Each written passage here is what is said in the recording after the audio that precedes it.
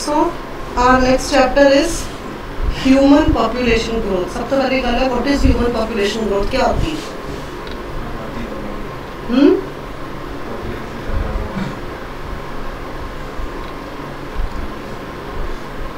Human population growth जो होती है वो होती है आबादी का बढ़ना।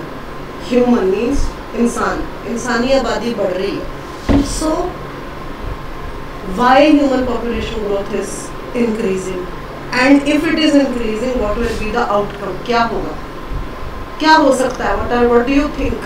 अपना पहले बताओ, व्हाट डू यू थिंक? सबसे पहली चीज हमने देखनी होती है कि ह्यूमन पॉपुलेशन ग्रोथ का पैटर्न क्या है। What is the pattern of human population growth? ठीक है, सबसे पहली चीज इन्होंने क्या बताई है, trend in human population growth is from stone age to current time, then the human population remains always constant. Stone age कौन सी? स्टोन एज कौन सी?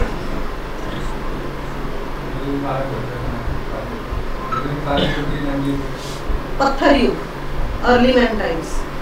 ठीक है, तब से लेकर अब तक जो है ह्यूमन पॉपुलेशन ग्रोथ बढ़ती जा रही है।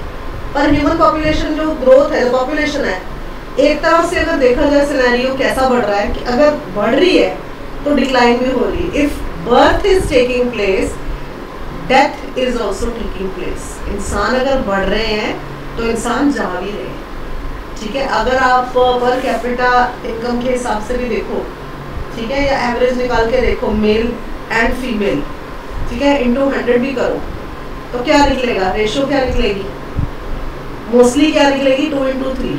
अगर जा रहे हैं, सपोज करो फीमेल 2% है, मेल मोस्टली 3% होता है। ठीक है, पर उसको डेथ के साथ भी करो तो सेम वे डेथ्स भी हो रही है। ठीक है, सो अब ये क्या कह रहे हैं, up to 10,000 years ago human had attained food security through the advent of agriculture, but still human population was controlled by ecological factors like prevalence of parasitic infections. Yes, of course. कैसे? Suppose करो stone age की बात करते हो, stone age या early civilisations, चलो agriculture start हुआ, agriculture से क्या हुआ, आपको फूड सिक्योरिटी मिल गई। बट अगर उसके अलावा देखा जाए तब पैंडेमिक्स जो थी उसका इलाज कम होता। ठीक है, जैसे ये कह रहे हैं पैरासाइटिक इन्फेक्शंस। पैरासाइटिक इन्फेक्शंस क्या होते हैं? पैरासाइट क्या होता है? मॉस्किटो क्या पैरासाइट आपको खून चूसता है ना। अब मलेरिया अगर आज की डेट में किसी को होता है तो चल कोई नहीं, हफ्ते 10 दिन में ठीक हो जाएगा, 4 दिन आराम कर ले, मेडिसिन ले रहे, ठीक है ना, क्लोरीनेटेड पानी वगैरह, ये वो 4 बातें उसको क्या होगे, रूट रखा होगे, दवाइयाँ ले लेगा, 10 दिन में ठीक। यही होता है मलेरिया, कोई डरने की जरूरत नहीं। पर पैरासाइटिक इन्फेक्शंस उस जमाने में, चलो स्टोन एज की बात करो, they didn't know what is the cure, they didn't know what is clean water, they didn't know what's cleanliness। अब मैंने तब तक शुरू नहीं किया, तब तक ये सारा डस्ट रिमूव, क्योंकि मुझसे नहीं काम हो सकता industry area, because we know what is cleanliness। ठीक है ना, but these people they didn't know what is cleanliness। तो क्या हो रहा था तब? इन्फेक्शन बढ़ रहे थे, इन्फेक्शन बढ़ रहे थे तो डेथ्स बढ़ रही थी। They didn't know stone age, पत्थर युग ले लो, अर्ली मैन, उनको पता था what is malaria, what is typhoid, chikungunya. आज की डेट में हमने भगवान की कृपा से कोरोना पे भी कब्जा कर लिया। अगर उस जमाने में होता, मेरे ख्याल सारी पॉपुलेशन ओवर एंड आउट हो जाती। ठीक है ना, so those people they didn't know what, how to overcome diseases. हमने डिजीजेस को कैसे, इन्फेक्शंस को कैसे सॉल्व करना है। अब परसों चलो जब दिवाली थी, बहुत पोल्यूशन था, मैं एस्मेटिक हूँ, मुझे एस्मा अटैक आने लगा तो मैं अंदर चली गई, मुझे पता है प्रिवेंशन कैसे की जाए, फिर भी मुझे खांसी हो रही थी, मैंने बेनेड्रिल ली, मेडिसिन ली, काढ़ा कूड़ा पिया, सो गई आराम से, सुबह ठीक। अगर मैं पत्थर युग में होती तो शायद मैं सुबह, because those people didn't know कि हम एक माइनर इन्फेक्शन जैसे गला खराब, सर्दी जुकाम, उसका भी हम क्या इलाज करें, राइट। सो उसके अलावा high death rate caused by infection induced diseases, balanced high birth rate and human population. Yes of course, balance कैसे बनाते थे वो लोग? डेथ रेट बर्थ रेट तब बच्चे भी बहुत ज़्यादा हो रहे हैं, अब किसी के मोस्टली 1, 2, मोस्टली अब लोग 1 पर आ गए, 1 चाइल्ड। 1 पर क्यों आ गए? एक तो पॉपुलेशन ग्रोथ नेचुरली ज़्यादा, दूसरी इनकम, खर्चे, स्कूल की फीस, उन सबसे आजकल मोस्टली लोग 1 चाइल्ड पर आ गए। धीरे धीरे शायद आज से 70-80 साल बाद वो भी ना रहे कि भी चलो रहने दो, ठीक है, क्या पता। बट उस जमाने में क्या था कि बैलेंस कैसे होता था? डेथ रेट अगर है तो बर्थ रेट भी है, बर्थ रेट है तो डेथ रेट है, बैलेंस होता था, ठीक है। उसके अलावा agriculture and natural ecosystem supported the human population which helped them in enhancing knowledge and mastery of natural world, ठीक है। उसके अलावा इंडस्ट्रियल रेवोल्यूशन, मेडिकल रेवोल्यूशन, ये 2 चीजें बहुत बड़ा योगदान है इनका ह्यूमन सिविलाइजेशन के प्रति। आओ, एग्रीकल्चर आपको पता लगे कि एग्रीकल्चर की वजह से चलो फूड जो था, फूड का हमें नॉलेज होती गई, क्रॉप्स की नॉलेज होती गई, उतनी ही ज्यादा यील्ड ऑफ क्रॉप्स होती गई। इंडस्ट्रियल रेवोल्यूशन, इंडस्ट्री, अब अगर पॉपुलेशन है तो काम की जरूरत तो है ना। सपोज करो फॉर एग्जांपल हम सारे एक फैमिली के हैं, फॉर एग्जांपल हम सारे के सारे एक फैमिली के, तो इतने लोगों का पेट भरने के लिए उतनी इनकम सोर्स भी तो चाहिए, ठीक है ना। सो इंडस्ट्री किस लिए थी? इंडस्ट्री इसलिए बनी थी ताकि लोगों को, अब इंडस्ट्रीज हैं, आप लोग सुबह आते लोग देखते हैं, कई लोग जो इंडस्ट्रीज में काम कर रहे हैं सुबह सुबह सब जा रहे होते हैं, ठीक है ना, क्योंकि ये टाइम क्या होता है सबका काम पे पहुंचने। So industrial revolution and as well as medical revolution, दवाइयाँ, मेडिकल टेक्नोलॉजी की रेवोल्यूशन हुई, मेडिकल साइंसेज ने अपना काम शुरू किया ताकि लोगों को छोटी से लेकर बड़ी से बड़ी बीमारी का इलाज। आज से 70 साल पहले, 80 साल पहले कैंसर भी बहुत खतरनाक बीमारी के रूप में देखा जाता था। अब खैर अब भी बहुत मुश्किल है कैंसर पेशेंट का बचना, बट किसी हद तक लोग उसमें रिकवर हो जाते हैं, ठीक है। उसके अलावा टेक्नोलॉजिकल रेवोल्यूशन जो हुई है, इंडस्ट्रियल रेवोल्यूशन, उसके अलावा technological Marvels of industrial revolution, advent of use of vast resources of energy, fossil fuels and manufacturing of essential goods. अच्छा, अब सबसे ज़्यादा ज़रूरत क्या पड़ेगी? Fossil fuels. हमने पिछले चैप्टर्स में पढ़ा फॉसिल फ्यूल की ज़रूरत क्यों पड़ती है? पेट्रोलियम, क्रूड ऑयल, ठीक है, वो हमने देखा था ना चर्निंग ऑफ मशीन से कैसे क्रूड ऑयल हमने बनाया, तो बनते देखा था। सो फॉसिल फ्यूल्स की यूजेज हुई to obtain the crude oil. Industry needs oil, industry needs fossil fuels का हमें जरूरत है कि भी ऑयल्स की प्रोडक्शन हो। उसके अलावा नेचुरल इकोसिस्टम से रॉ मटेरियल प्रोड्यूस हुआ। अब जितना रॉ मटेरियल प्रोड्यूस वो लोग करते गए उतना ही ज़्यादा इकोलॉजिकल बैलेंस भी चलता गया। अब ह्यूमन पॉपुलेशन ग्रोथ में हमने क्या क्या देखा कि इंडस्ट्रियल रेवोल्यूशन, मेडिकल रेवोल्यूशन, उसके अलावा एग्रीकल्चर, ये 3 चीज़ों ने बनाकर ह्यूमन पॉपुलेशन ग्रोथ को बैलेंस करते हैं। क्योंकि अगर पॉपुलेशन ही बढ़ती गई, हमारे पास खाना ना हो, वैसे ही इंसान भूखमरी से मर जाएगा, काम ना हो तो हम अनाज को खरीदेंगे कहाँ से? हर मंथ आपके घर में राशन आता है क्योंकि काम है तभी राशन आ रहा है, ठीक है ना। अब हमें, आपको पता है आपके घरों में कितना राशन, कितनी जरूरत है। अगर आपके घर में सपोज करो 5 मेंबर्स हैं तो उस हिसाब से बजट बनता है, उस हिसाब से आपके घर में सामान आता है, बिकॉज ऑफ द वर्क, ठीक है ना। जो लोग काम करते हैं वो लोग राशन प्रोवाइड करते हैं। सो इंडस्ट्रियल रेवोल्यूशन, मेडिकल रेवोल्यूशन, उसके अलावा एग्रीकल्चर रेवोल्यूशन, ये 3 ऐसी चीज़ें बनी इंडस्ट्री में, ये 3 ऐसी चीज़ें बनी जिस कारण लोगों को नॉलेज भी लोगों की बढ़ी।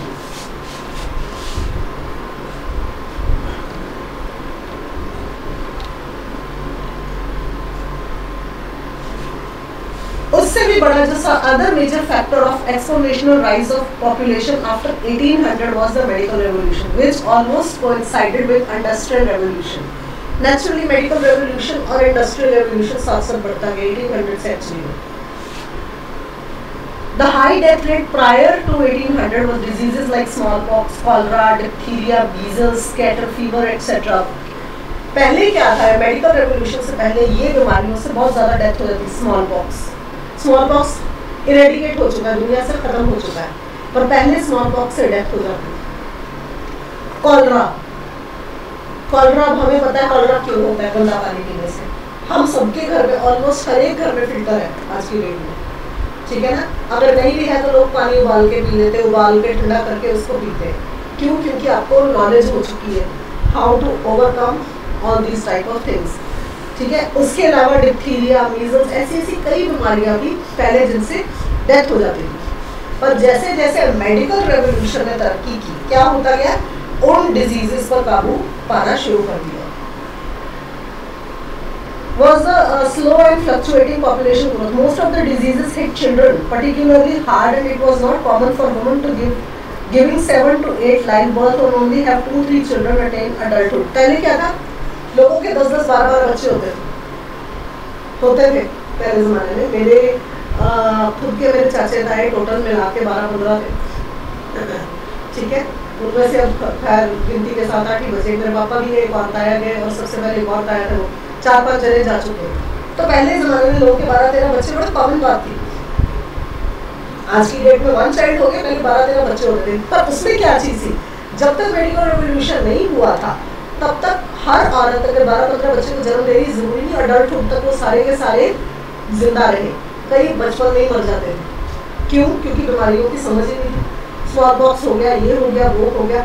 मेरे सबसे बड़े ताया जो थे, वो मेरे 1 साल की एज में उनकी डेथ हो गई। हमारी दादी आपने आखिरी दम तक उसको याद करती थी, उनका नाम मुक्ता था, क्या ऐसे कुछ नाम था। 1 ईयर एज तक की, और उस जमाने में लड़का पैदा होके 1 साल बाद चले जाना बहुत बड़ा पहाड़ था।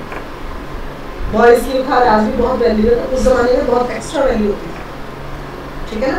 तो तब बर्थ रेट और डेथ रेट का, क्योंकि तब अगर कोई सपोज करो फॉर एग्जाम्पल उस बच्चे को कोई कॉलरा नाम की बीमारी हो, तब कोई हल नहीं था, दे डिडंट नो कि इसका इलाज क्या है, वो और डेथ रेट भी हाई रेट का था। उसके अलावा in late 1800 Louis Pasteur other discovered causative agents now recognized as bacteria, virus, protozoa to many infectious diseases. The discovery of stimulated and development of medicine and vaccine for these. Louis Pasteur जिसने कई तरह की medical vaccine की खोज करी। पहले ज़माने में क्या कहते थे, इंजेक्शन लगना हो, आज की डेट में बहुत कॉमन बात है। अब आप सबके सब इम्यूनाइज्ड हो, सबको इंजेक्शन, ये क्या था, नॉट दिस डिजीज जो भी कॉमन, उससे पहले जितने बचपन में इंजेक्शन लगे बहुत कॉमन बात है। आप सबको इंजेक्शन लगे हुए हैं, जो बचपन के टीके वगैरह होते हैं, सबको टीकाकरण सबका पूरा है। एज क्या है तुम सबकी 18-19, तब तक सबके टीके ऑलमोस्ट इंजेक्शन को एंड आउट हो चुके होते हैं। लास्ट इंजेक्शन एक 12-15 साल की एज में लगता है, वो भी सबको लग चुका है। आज की डेट में उसको इंद्रधनुष बोलते हैं, 7-8 टीके होते हैं, लगते हैं full from the time you are born till 15-16 age तक आपको सारे इंजेक्शन लग जाते हैं, जिसमें ये सारी बीमारियां कवर होती, ठीक है। पर पहले पता ही नहीं था, मेडिकल इंडस्ट्री में पहले 1800 से पहले पता ही नहीं था कि इंजेक्शन नाम की चीज़ है। तब कहते थे सुई लगना बहुत बड़ी बात मानी जाती थी, ठीक है। इसीलिए बहुत सारी डेथ रेट। अच्छा, उसके अलावा न्यूट्रिशन, आपको पता है न्यूट्रिटिव फूड, आपको पता है न्यूट्रिशियस फूड क्या होता है, जिसमें सारे calcium, carbohydrate, fats, vitamin, mineral, आप पूरा एक बैलेंस्ड खाना खाते हो। आपके घर में आपको पूरा खाना, पहले पता है लोगों को समझ नहीं थी कि एक बच्चे की ग्रोथ के लिए किस चीज़। अभी आपके पेरेंट्स आपको फोर्स करते हैं कि थोड़ा सा घी भी ले लो, मक्खन, अभी पेरेंट्स फोर्स करते हैं दूध पियो, ये खाओ, बादाम खाओ, वट। क्यों? उनको पता है कि इन चीज़ों से आप प्रोटेक्टेड रहोगे, इन्फेक्शन से दूर रहोगे, बीमारियों से दूर। पहले पता ही नहीं था, ठीक है ना। बच्चे की ग्रोथ एंड डेवलपमेंट के लिए क्या क्या जरूरी पहले समझ नहीं थी।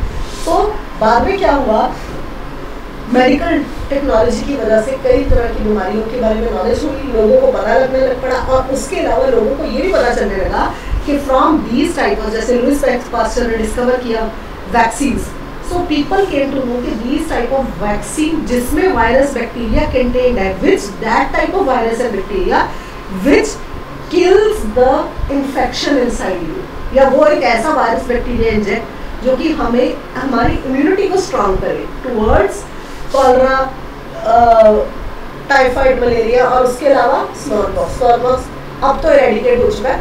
तो पहले पैदा होती सबसे पहले तो क्या मिलता है, पोलियो की बूंदें पिलाई जाती है। टाइम यू आर बॉर्न उसी वक्त आपको पोलियो की बूंदें पिलाई जाती, 3-4 बूंदें पिलाई जाती। 5 साल की उम्र तक हर साल जाते हो ना पोलियो की बूंदें पीने, जाते थे, याद करो, ठीक है ना।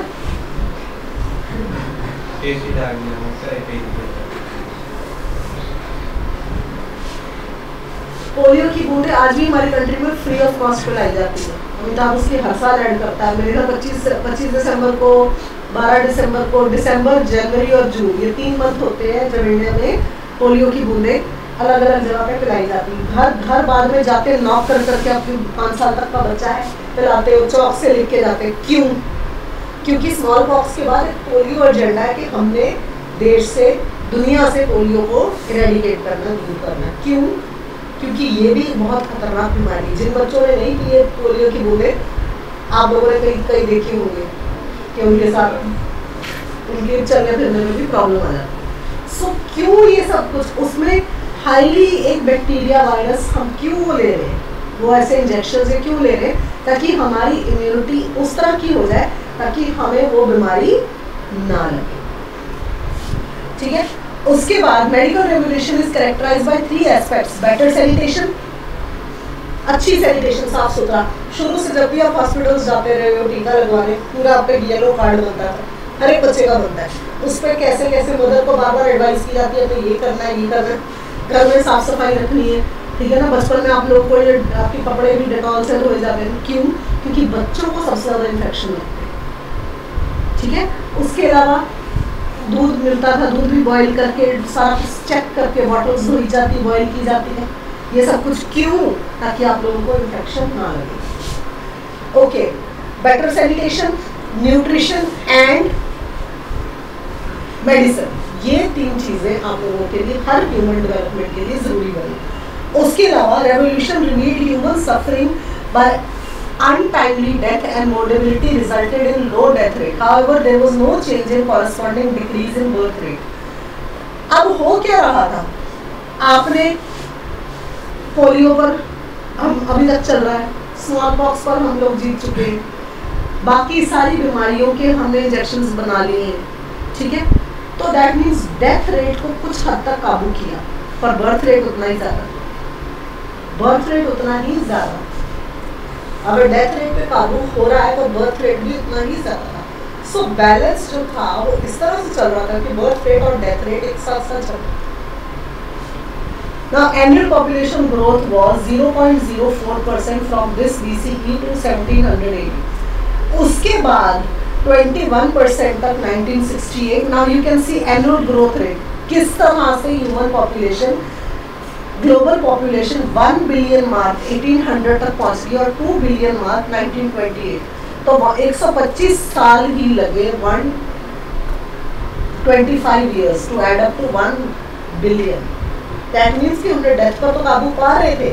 किस तरह से काबू पा रहे थे? फ्रॉम द मेडिकल प्रोस्पेक्टिव, पर बर्थ रेट भी उतना ही ज्यादा। You can see this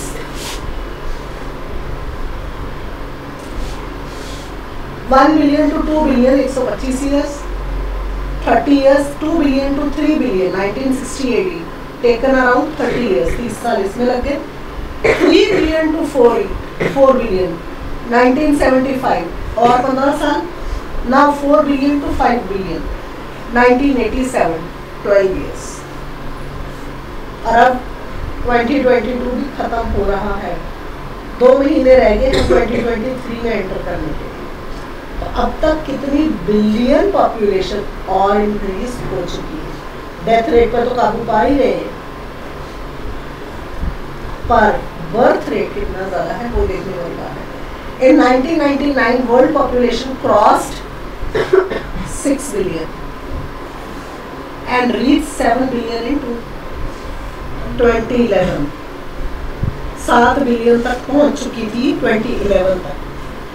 Now you can see from this annual growth rate, world population 1700 to 2100, ये देख लो कहाँ तक पहुँची है। Why and how? Because we have, हमने डेथ रेट को हम काबू में ऑलमोस्ट करा हुआ है because of the medical revolution, but birth rate उतना ही ज़्यादा increase है।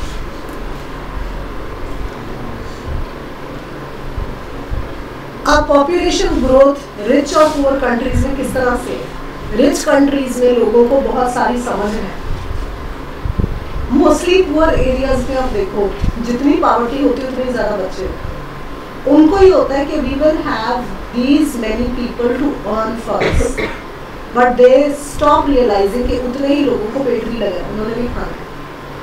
मोस्टली जितने अब झुग्गी झोंपड़ी वाले देखो 6-6, 7-7, 8-8 बच्चे, क्यों? उनको तो ये हमारे लिए कमा के लाएगा, but they fail to realize कि उसने खुद ने भी खाना है। तभी उनकी पॉवर्टी हमेशा उतनी ही रहती है, वो गरीब ही रहते हैं। They never cross that poverty limit. बल्कि जो मिडिल क्लास है और हायर इनकम ग्रुप के लोग, उनको अब तक समझ आ, एजुकेशन में क्या समझ ला रही है कि control of population. Control of population से क्या होगा? आपकी अर्निंग कैपेसिटी तो हमेशा उतनी रहेगी, बढ़ेगी। एक तो पॉपुलेशन कंट्रोल में रहेगी, दूसरा you will have better resources for your own self. ठीक है, नाउ रिच और पुअर कंट्रीज का यही कंपैरिजन एक है कि population growth specially in near history is not uniform, uniformity में नहीं रहती है, हमेशा इंक्रीज और डिक्रीज में रहती है। Why?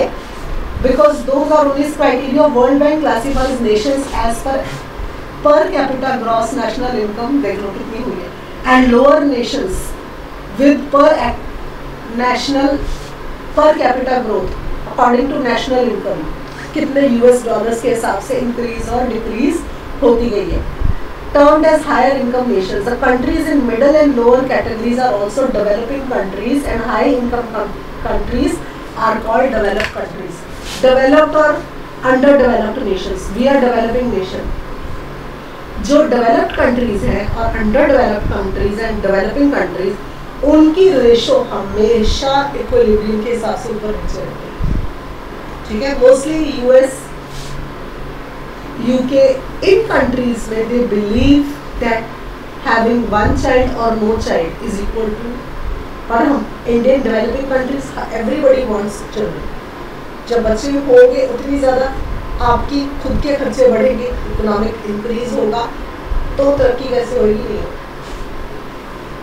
Most of the developing countries are part of sub-Sahara Africa, Central, Southern Asia, Eastern and Southeast Asian countries. हमारी Southeast Asian country, ठीक है ना? We are all developing countries. Latin America and Caribbean. Developed countries are mostly part of Europe and North America, Australia, New Zealand. ठीक है, तो अब यहाँ पे अगर देख लो, उनकी जो पॉपुलेशन ग्रोथ है फ्लैटेंड है। डेवलपिंग कंट्रीज की जो है पॉपुलेशन ग्रोथ हाई होती है, हमेशा हाई होती है, और डेवलप्ड कंट्रीज की फ्लैटेंड है, ऐसे सेम सी रहती है या नहीं, पर हमारी हमेशा राइज पे ही रहती है। High income nations with a combined population देखो कितनी है, are growing at the rate of 0.1% annually. These countries add less than 1 million annually to the world population. बल्कि हमारी developing countries contribute approximately 75 million. What a big difference between the two ratios. मैंने पहले ही बोला था कि they have flattened and we are always on the rise. We can say 98% of population rise is contributed by developing countries. 98%. So you can see this difference, and the total is 98%. ठीक है, in fact the share of less developed countries is highest in population growth. खुद अंदाजा लगा लो कि उनका 0.1 है और हमारा 75 मिलियन, पर टोटल 98% तक हमने डेवलपिंग कंट्रीज का कंट्रीब्यूशन होता है towards the growth in the population. So you can just imagine per capita income के हिसाब से कितना रेशियो निकलता होगा डेवलपिंग कंट्रीज और डेवलप्ड. मैंने तभी बताया था कि developing is the on the rise and developed is flat.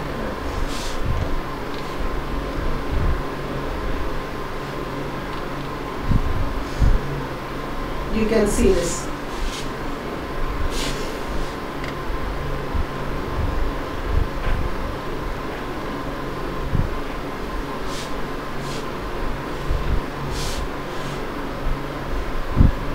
$1650 till 2100 तक you can see what is the total ratio of the sub-Sahara Africa, Central and Southern Asian countries, Eastern and Southeastern, this much, Europe and North America, Latin America, Australia, New Zealand. Almost it is seen as a flattened, वही जो मैंने बोला था, and this is on the rise. और सबसे ज़्यादा Sub-Saharan African. These are always on the rise, right? And Australia, New Zealand, flattened. वही चीज़ जो मैंने बोली, वो हमेशा flattened. And we are always on the rise, according to the population growth.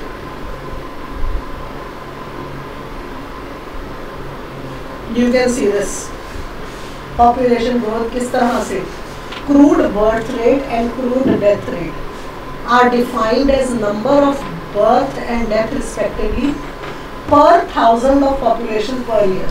The term crude or CBR or CRD implies that no consideration is given to age, gender, economic status of a population in a region. The difference between CDR and CDR can provide us growth rate, which is measured in percentage, population growth rate by 10. So this you can calculate by yourself कि कितना ज़्यादा differentiate है, where it is flattened and where it is on the rise.